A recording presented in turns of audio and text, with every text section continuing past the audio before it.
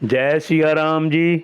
जय श्री बालाजी। दोस्तों, मैं हूं एस्ट्रोलॉजर पंडित लक्ष्मी नारायण, आपके अपने यूट्यूब चैनल श्री लक्ष्मी नारायण राशिफल चैनल पर। मित्रों, आज हम जानेंगे सिंह राशि वालों का नवंबर महीने का मासिक राशिफल। आपके करियर स्थान का स्वामी इस महीने शुक्र ग्रह सामान्य तौर पर अनुकूल स्थिति में रहने वाला है।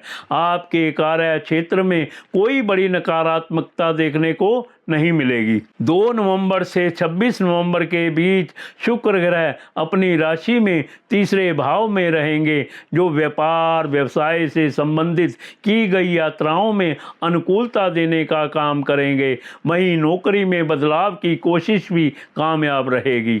व्यापार के कारक ग्रह बुध की स्थिति को देखें तो वह 23 नवंबर तक अनुकूल स्थिति में रहने वाला है। इस कारण से व्यापार के मामले में इस महीने को काफी हद तक अनुकूल कहा जा सकता है, जबकि नौकरी के मामले में महीना औसत परिणाम ही दे सकेगा। इसीलिए नौकरी में बदलाव इत्यादि को लेकर जल्दबाजी से बचने की जरूरत रहने वाली है।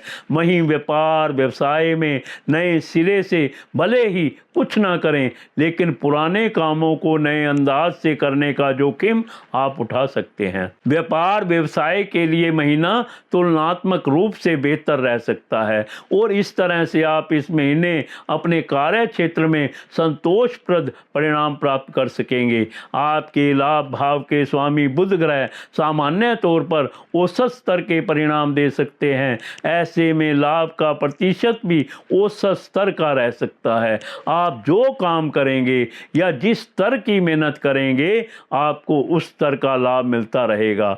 भाग्य भाव का स्वामी लाभ भाव के स्वामी के साथ होकर लाभ भाव को देख भी रहा है। यह स्थिति 23 नवंबर तक बनी रहेगी, जो आपको संतोषप्रद लाभ करवाती रहेगी। आपके मामले में धन भाव का स्वामी भी बुध ग्रह ही है, जो कि आपको औसत स्तर के परिणाम देने का संकेत कर रहा है। आप जिस स्तर की कमाई कर सकेंगे, उस स्तर की बचत भी कर सकेंगे। बचत करने में भी कोई बड़ी समस्या नहीं आएगी, लेकिन बचत के मामले में आपको कुछ हद तक कंजूस बनने की जरूरत रह सकती है।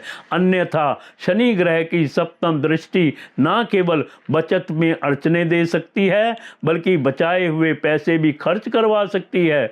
जबकि कंजूसी दिखाने की स्थिति में शनि ग्रह आपके पक्ष में आ सकते हैं और आप कमाई का एक बड़ा हिस्सा बचा सकते हैं। साथ ही साथ पहले से बचाए हुए पैसे को सुरक्षित भी रख सकेंगे। आप चैनल को सब्सक्राइब कर दीजिए, ताकि ज्ञान और जीवन से संबंधित वीडियो सबसे पहले आपके पास आए। आप वीडियो को लाइक करें और कमेंट्स बॉक्स में जय सिया राम जी, जय श्री बालाजी लिखें और पाएं श्री बालाजी का आशीर्वाद। स्वास्थ्य के दृष्टिकोण से नवंबर का महीना आपको मिला जुला रह सकता है, या कभी कभी परिणाम थोड़े से कमजोर भी रह सकते हैं। स्वास्थ्य के मामले में महीना मिले जुले परिणाम देता हुआ प्रतीत हो रहा है।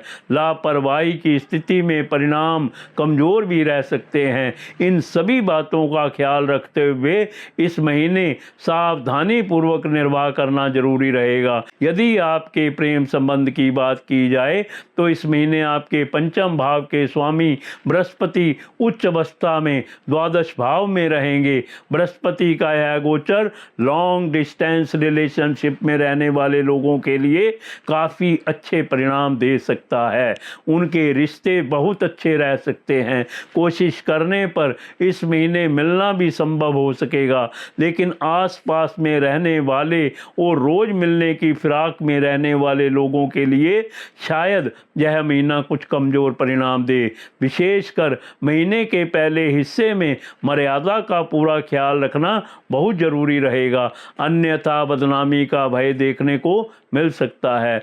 वहीं विवाह आदि से संबंधित बातों को आगे बढ़ाने के लिए महीना किसी तरह का कोई विशेष सहयोग करता हुआ प्रतीत नहीं हो रहा है, जबकि वैवाहिक जीवन या दाम्पत्य सुख के लिए महीना थोड़ा सा कमजोर रह सकता है। पारिवारिक मामलों में सब कुछ शांत रहे, इस बात की उम्मीद कम ही है। लेकिन इस महीने विशेष की बात की जाए तो यह महीना पारिवारिक मामलों में काफ़ी हद तक अनुकूल परिणाम देना चाहेगा।